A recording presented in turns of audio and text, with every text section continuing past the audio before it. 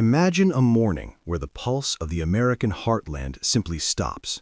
In Chicago, the taps run dry. In Detroit, the massive cooling towers of automotive giants fall silent. In the vast farmlands of the Midwest, the irrigation systems that feed a nation stop humming.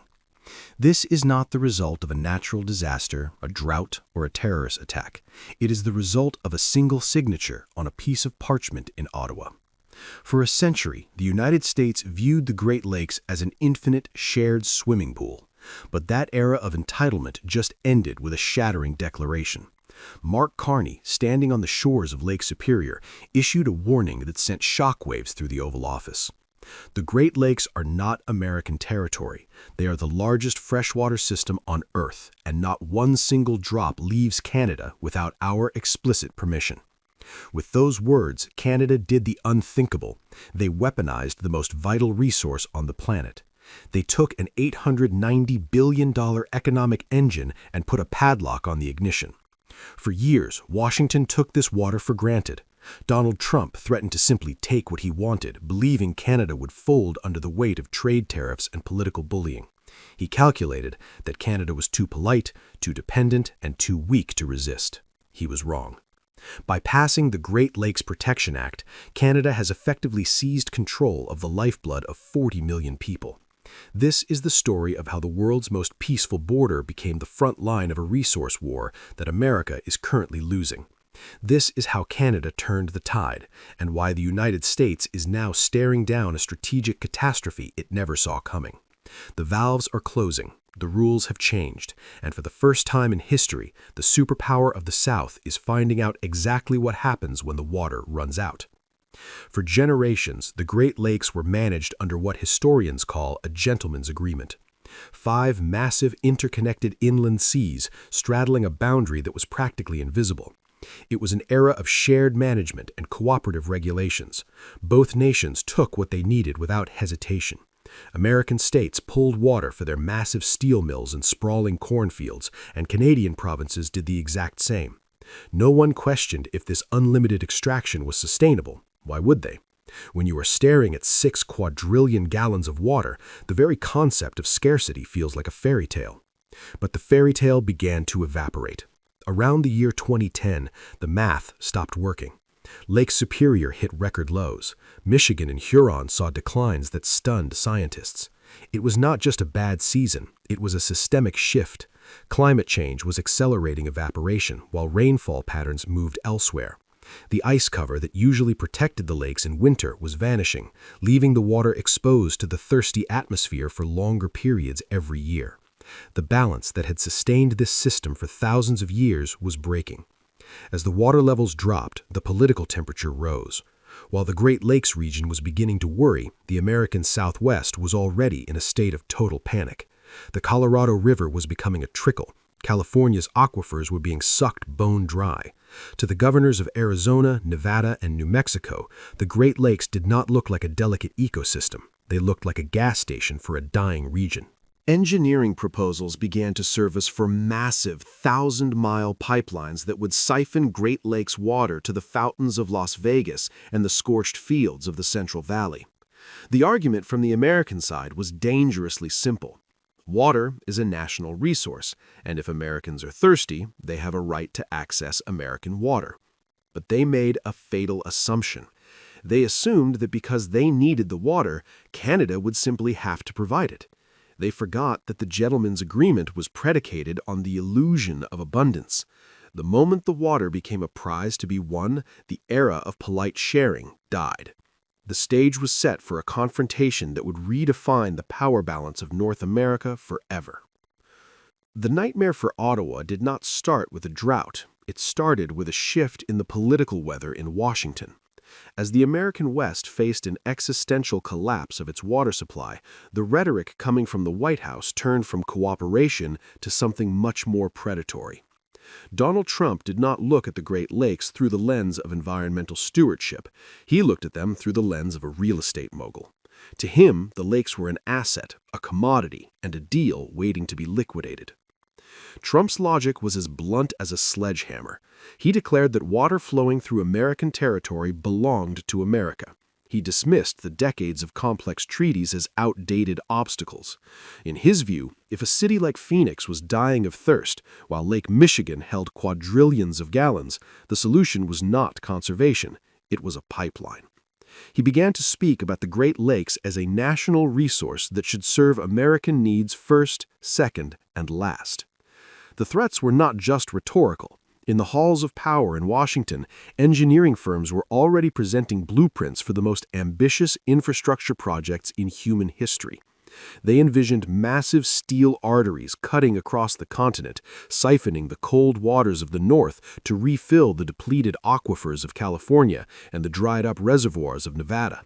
Political coalitions from the Sun Belt states began to lobby for a federal takeover of water management, effectively suggesting a policy of economic annexation. They argued that in a time of national crisis, the border with Canada was an artificial line that should not stand in the way of American survival.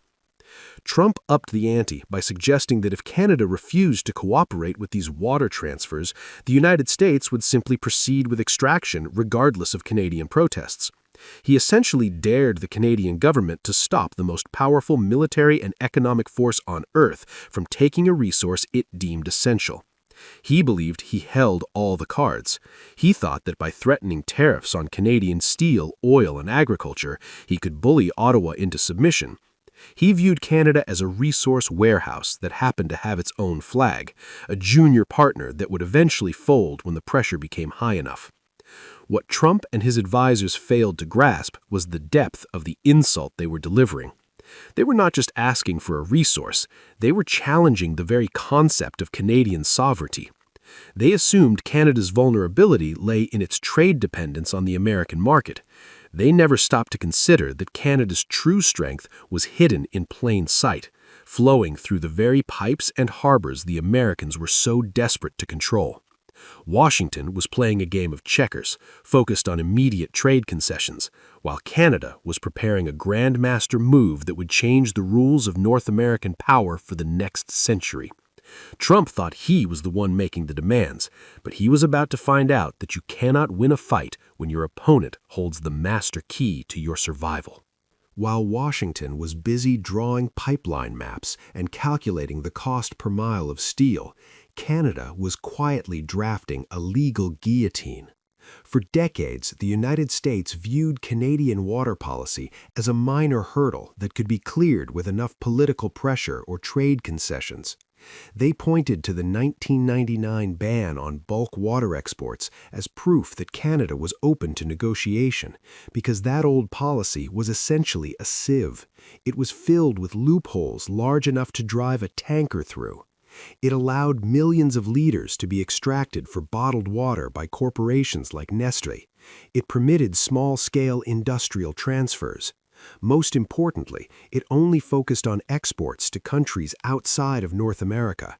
It never explicitly contemplated a scenario where the United States would try to drain the basin to save its own dying deserts. The Great Lakes Protection Act changed everything. Mark Carney did not just update a regulation, he detonated a diplomatic bomb. This new law effectively ended the era of ambiguity.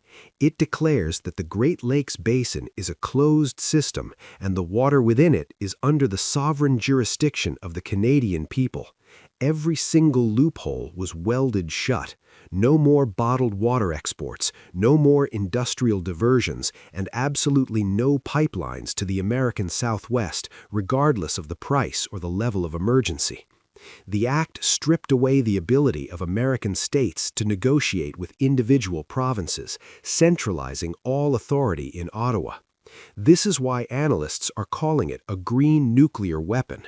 In the world of geopolitics, a nuclear deterrent is effective not because you use it, but because everyone knows you can. By making Canadian permission a legal requirement for every major water use in the basin, Carney installed a master switch on the American economy.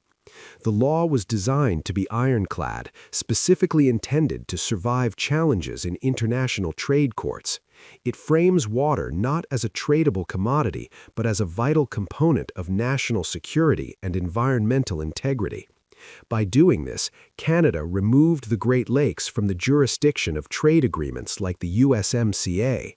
You cannot sue a country for refusing to sell its lifeblood. The strategic brilliance of this move lies in its timing. Carney did not wait for the pipelines to be built. He made them illegal before the first shovel hit the ground. He turned a defensive environmental stance into an offensive geopolitical tool. The message to the Trump administration was unmistakable. If you want to play a game of leverage using tariffs and trade barriers, we will play a game of survival using the very water that keeps your cities alive. This act was the moment Canada stopped being a junior partner in the management of the lakes and started acting like the owner of the most valuable resource on the planet. The power dynamic of the continent shifted in an afternoon. Washington thought they were arguing over the price of a gallon of water, but they suddenly realized they no longer had the right to buy it at any price. The van was locked, the keys were in Ottawa, and for the first time in a century, the United States was standing on the outside looking in. $890 billion. That is not just a statistic or a line on a financial report. It is the annual heartbeat of the American industrial machine. This massive economy is built on a foundation of liquid certainty. The steel mills of Indiana, the sprawling automotive assembly lines of Michigan, and the high-tech manufacturing hubs along Lake Erie all share one critical, inescapable vulnerability. They cannot function for a single day without massive, consistent volumes of Great Lakes water. By asserting absolute legal control over this flow, Canada has placed a strategic chokehold on the very industries that define American power. If the Trump administration believed they could use agricultural tariffs or trade barriers to bend Ottawa to their will, they fundamentally misunderstood the nature of the stakes. You can survive a season of lost wheat sales or trade disputes over lumber, but an industrial civilization cannot survive 48 hours without water. This is the ultimate leverage because it is non-negotiable. There is no alternative source. There is no synthetic substitute. You cannot import 6 quadrillion gallons of water from an overseas ally. Furthermore, the United States is paralyzed by its own geography. There is no military solution to this crisis. You cannot invade a sovereign ally to seize a lake that you already partially occupy without destroying the very infrastructure that makes the water useful. The St. Lawrence Seaway, the vital artery that allows Midwestern goods to reach the global market, flows entirely through Canadian territory before it reaches the Atlantic. If Canada decides to restrict flow for environmental reasons, American shipping terminals become useless overnight. If Canada tightens the regulations on water quality and extraction, the cost of manufacturing in the American Midwest skyrockets. Washington is finding itself in a state of strategic impotence. They are staring at a resource they desperately need, controlled by a neighbor they can no longer bully, and protected by a legal framework they cannot break. The superpower of the South is discovering that its massive military and economic weight means nothing when the person across the table holds the master key to the kitchen sink.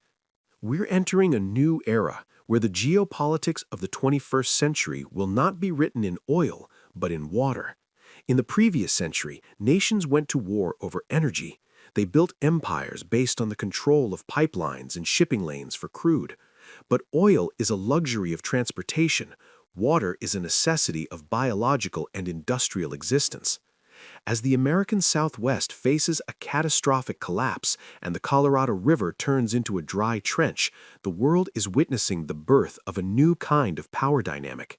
Canada is no longer just the polite neighbor to the north. It has become the custodian of the most valuable substance on Earth. This shift from abundance to scarcity has stripped away the luxury of the gentleman's agreement. The era where Washington could simply issue demands and expect Canadian compliance is over. Mark Carney's move was a signal to the entire world that Canada recognizes its own strength. This is about more than just the Great Lakes. It is about the fundamental right of a nation to prioritize its own survival over the convenience of its neighbor.